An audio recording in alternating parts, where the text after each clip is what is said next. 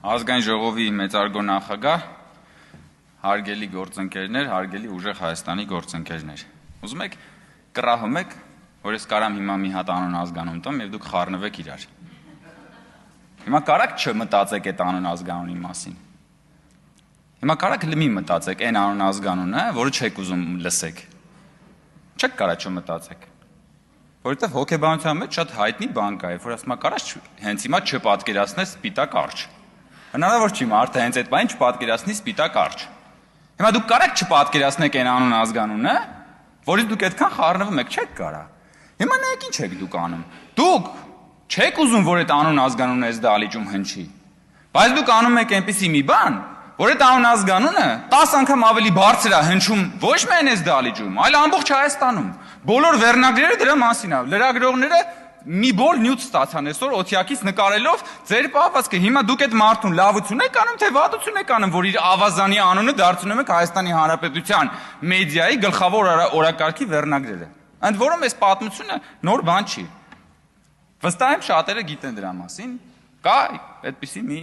աշխարհահռչակ դերասանուհի, երգչուհի Բարբարա Սթրեյզենդ։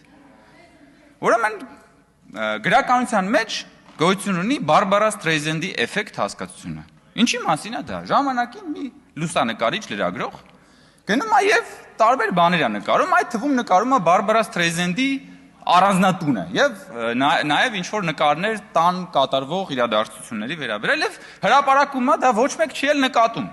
Որևէ մեկը դրա մասին ոչ մի բան չի էլ մտածում եւ Բարբարա Սթրեյզենդը որոշում է դատական հայց ներկայացնի լրագրողի դեմ։ Բնականաբար դատական հայցի արդյունքում այդ լուսանկարները, որը որ ոչ ոք չէր էլ տեսել,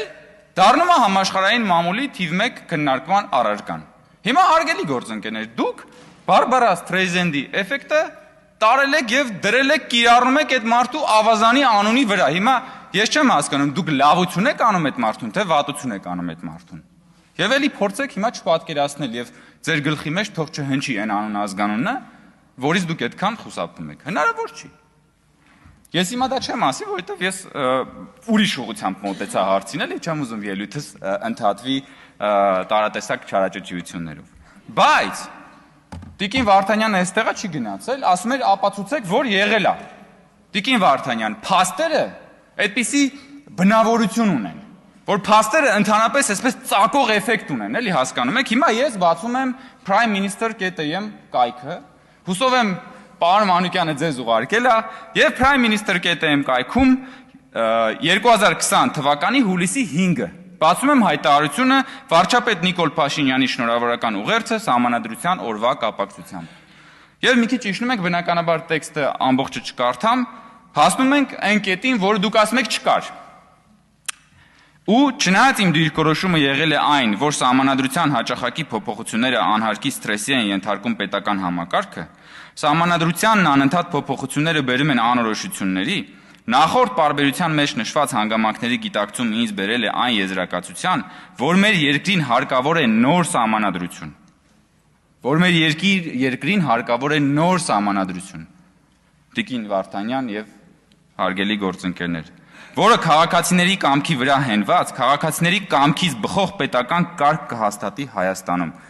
Նոր սահմանադրություն, որը քաղաքացիների կամքի վրա հենված կլինի, ոչ թե Ալիևի կամքի վրա, ինչպես որ դուք փորձում եք ներկայացնել ժողովուրդ։ Երբ որ դուք Ալիևի մասին եւ տարատեսակ մանտրաներով փորձում եք Հայաստանի Հանրապետության քաղաքական օրակարգը տանել լրիվ ուրիշ տեղ, հետո հայտնվում են այսպիսի փաստեր, Տիկին Վարդանյան, որոնց դեմ դուք հայտնվում եք անհարմար իրավիճակում։ Ընդ որում Ալիևի վերաբերյալ անընդհատ այս մանտրան, որ դուք կրկնում եք, ես անկախ ինձանից հիշում եմ դեռևս ոչ վաղ անցյալում իմ եւ պարոն Վարդևանյանի մեկ այլ բան, երկխոսություն էս դալիճում, պարզապես պարոն Վարդևանյանն այնտեղ այն ժամանակ Հայաստան դաշինքում էր, եւ պարոն Վարդևանյանը, եթե ճիշտ եմ հիշում, մի այսպեսի արտահայտություն արեց, էլի Ալիևի թեման էիք բերել, ասում էր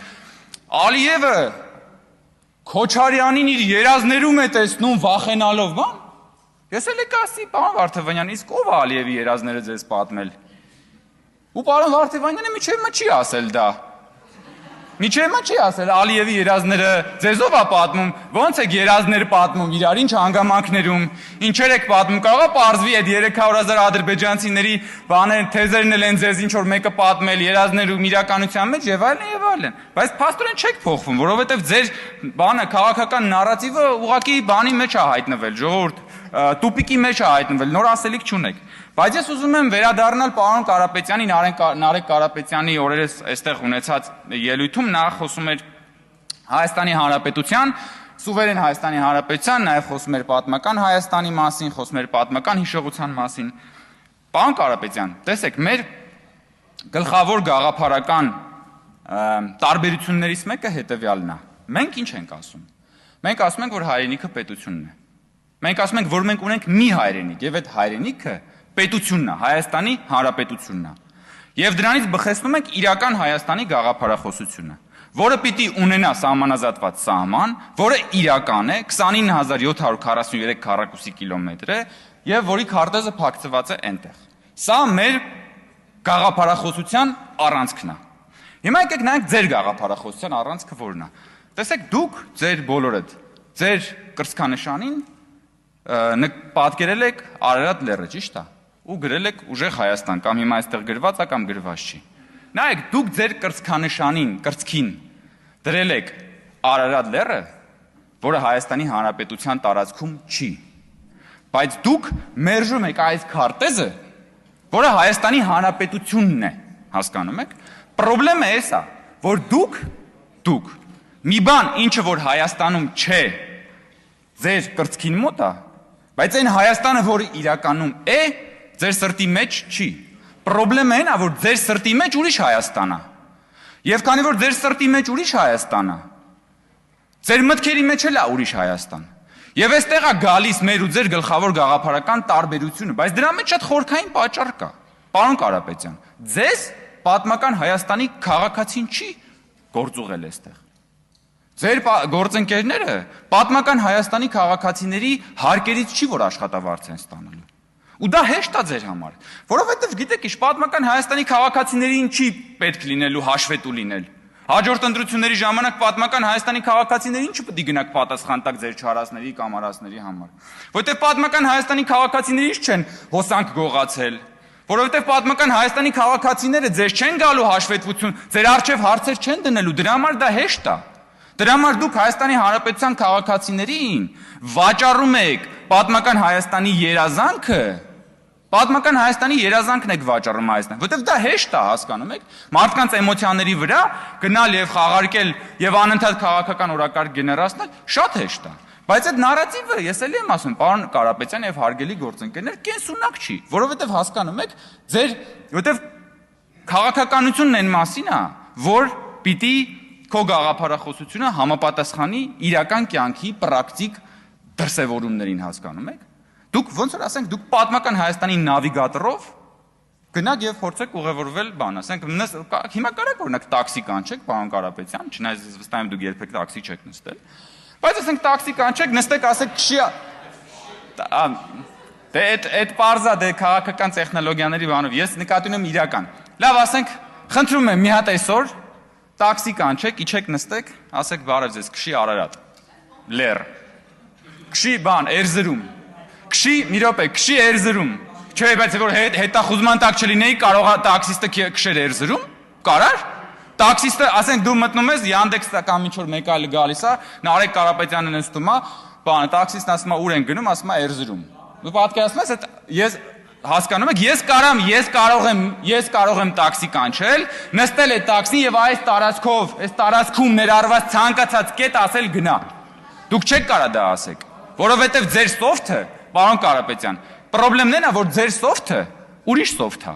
Մի 4, 5, 6, 700 տարի առաջվա սոֆթ է, հասկանում եք։ Ձեր սոֆթը հին է, հասկանում եք, պարոն Կարապետյան, պրոբլեմն է դա, որ դուք ձեր iPhone 17-ներով եկել եք, բայց ասենք iPhone 4, 5-ի սոֆթով ուզում եք sense բուքսավատ անել, ասենք, ու մեր ժողովրդին էլ մտցնում եք այդ բուքսավատի մեջ։ Պրոբլեմն է դա, դուք այս աշխարհի ժամանակակից աշխարհի մեջ եկել եք, ուզում եք բան, ասենք, նավատորմով գնալ եւ հասնել չգիտեմ ուր։ Ես դրա համար բանը գործընկերներին չեմ ուզում հիշեցնեմ քաղաքական հայդուկության եւ մնացած բոլոր բաները, պատմությունները մենք այստեղ շատ հետաքրքիր զրույցներ ենք այդ մասին ունեցել։ Բայց դա էլ է քաղաքական հայդուկությանը մի դրսևորում է, որովհետեւ չի կարելի գալ եւ հասնել լուսավորյալ